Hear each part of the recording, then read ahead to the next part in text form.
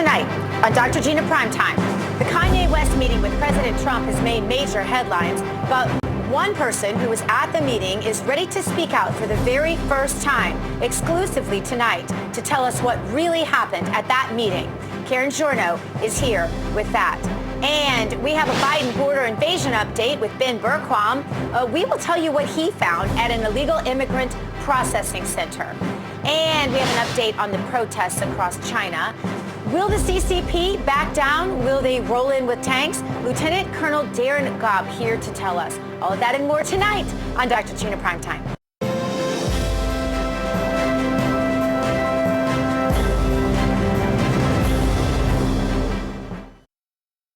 Happy first day of Advent season. God bless everyone out there in the audience. I'm Dr. Gina.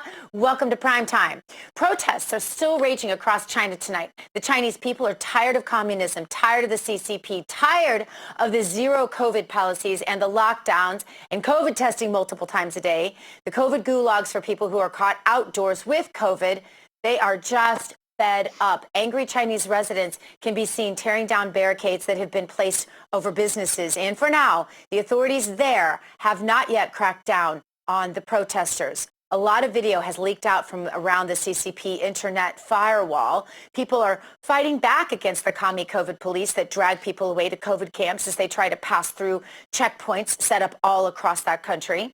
And video has leaked on social media showing one of these COVID camps engulfed in flames as protesters burn it to the ground. That has to feel good. But we fear that another Tiananmen Square incident could happen at some point. The tanks could roll in and protesters be killed or disappear at the hands of the CCP. And we are hoping and we are praying for the best, but we fear the worst. Because every person who steps outside right now in these protests has been identified. You can count on that. The Chinese surveillance state knows who they are, where they live, and these brave people know that they risk everything, including their very lives, by simply protesting. And today, the CCP announced that some of the harsh COVID rules will be erased and lockdowns and testing will supposedly be scaled back. At least that's what they said. But is it just all talk? Is there another Tiananmen Square incident imminent? Well, one of America's top China experts joins us now. Retired Lieutenant Colonel Darin Gaub joins us. Colonel, great to see you. Thank you for being on about this. Colonel, what do you take from this news that the CCP plans to erase COVID restrictions or ease COVID restrictions? First of all, Dr. Gina, thank you for having me on. And I wouldn't believe it. I mean, I think this is one way to distract people's attention from what they're really planning. It's kind of like coasting down a little bit as a public relations piece in order to really do what they want to do. And one of the things that I would like to mention is that the difference between Tiananmen Square and today is that every single one of those people is required to be carrying a phone on them, and China can track where everybody is the entire time. So if they're rolling back these restrictions, as we have seen them actually do, I do not believe this is anything that they intend to be permanent. I think this is more of a pause as they keep moving forward. Much has changed in the last 30 plus years since Tiananmen that gives the Chinese Communist Party far more tools to use against their people than they had been. They don't have to necessarily roll tanks when they know where you were in the first place, and they'll come find you anyways. So you make an interesting point. They've required them now to have phones. This is a departure from probably not being allowed to have phones for a lot of years. So you point out that the CCP knows every person involved, every person outdoors. So I feel like what you're insinuating is that when this is all over, people might start disappearing, things like that. CCP will want to make an example of anyone who dissented. That's where you're going with this, correct? Yeah, I truly believe that is a distinct possibility, which is why we as Americans, and specifically the Biden administration, which I think we know that's not going to happen, but they should be stepping back and saying, we need to support these people and get behind them in any way we possibly can. The Communist Party is going to come after these folks. Now, the flip side of that is a lot of these people realize that.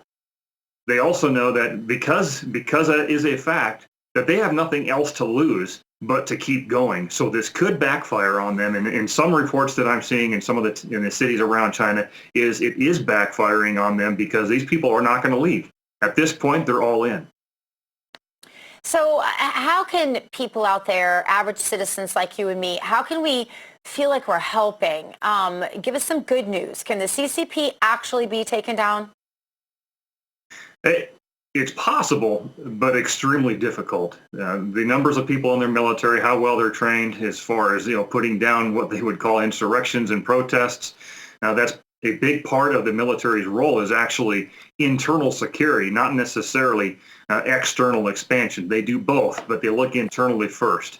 How we can help is do everything we can that every time we see video of them protesting, everything we can do to expose what is going on there right now is one of the key things that we can do to make sure people know that it is ongoing, because these things grow best when they're exposed and people know that they have support, not only within their own country, but around the world. And that's where we're actually failing, specifically in America, is not getting behind the people of China and making sure that the Chinese Communist Party itself is held accountable for their actions. To what degree does the compromised Biden administration, putting it mildly, play a role in the emboldening of the CCP on all of this? Well, we have seen that emboldening since we surrendered in Afghanistan. Everything that has happened around the world is based on that signal that America is not going to intervene. We look at Russia invading into Ukraine. We look at the messages that we sent to Russia about we're going to continue expanding NATO. Look at China talking about what they want to do about Taiwan. All of this is a result of a weak America sending the signal that we're not going to interfere in this business anymore. And that signal was received loud and clear, and they're taking action, specifically if there's a risk that Biden is not in the presidency in a couple of years, which we would hope that is not the case. Yeah, and what would a Trump administration do right now if there were protests like this under him? I truly believe that he would get out there in public in some manner and talk to the American people about how we need to do everything we can to be behind them, not only as a people, but as a government body in some capacity. It's kind of like a Radio Free America used to do behind the Iron Curtain in the Soviet Union. They just need to know we're here and we support them and in any way that we possibly can. Right now, all they're hearing is silence. Today, two warships nearly collided in the San Diego Bay, and it's no doubt because hard work and skill has been exchanged for diversity and woke concepts, and more time is spent learning about institutional racism in America than about driving a ship. Colonel, your comments on this? Well, first of all, I think that number is higher than I would expect at this point for the people who have confidence in our military still. As a retired Lieutenant Colonel, 28 years in service, and the people I work with and talk to routinely of all ranks, we would expect that to be almost cut in half again. The wokeness, as you mentioned, the vax mandate and all the risks that go along with it that are really public now and that everybody knows about and we need to keep speaking up about is another part of that. But ultimately, if you look at the military through the lens of what most of the people in this country see, which is their senior leaders on Capitol Hill wearing all the stars, they should question the loyalty of the military right now to the Constitution and the people of this nation versus this administration. And I find it sad, the fact that this level of failure, my personal opinion, I think this can only be intentional. We cannot fail this hard and not have it be part of the plan. Well, that is discouraging, but we know that there is a lot about the American sense of independence and love of our military. I feel like we can right this ship as long as we get a hold of it sooner rather than later. Lieutenant Colonel Darin Gaub, co-founder of Restore Liberty. Thank you for being here. Yeah, thank you, Dr. Gina. Have a good day.